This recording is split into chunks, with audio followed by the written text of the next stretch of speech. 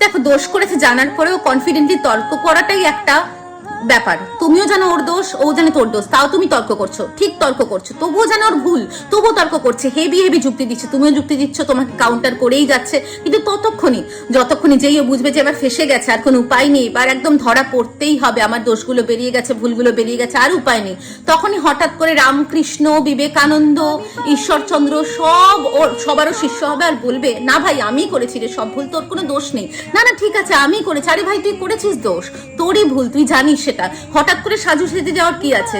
তোমার লাইফে এমন কেউ আছে নাকি? তাহলে যাও না, তাকে দুটো লাইন শোনা, যে দোষ করলেও ওরাই সাধু, ওরাই তুলসী পাতা, গায়ের জোরে মানে না তাই দোষের হিসেব খাতা। ততক্ষণই তর্ক করে এগিয়ে থাকে যদি, হেরে গেলে ঘ্যান ঘ্যানানি নাটক ভরা নদী। দেখবে যখন উপায় নেই আর, এবার গেছে ফেসে, সমস্ত দোষ করবে স্বীকার ক্ষমার হাসি হেসে। তখন এমন নিজের দোষ স্বীকার করবে যেন ভাই তুমি ভুল করে দিয়েছো, ওর দোষগুলো চোখে আঙুল দিয়ে দেখিয়ে দিয়ে, যেন তোমাকেও ক্ষমা করছে, মানে লাইক ভাই চল মেনে নিলাম, ভাই চল আমার দোষ, এসব করার কি আছে, তুই করেছিস দোষ স্বীকার কর।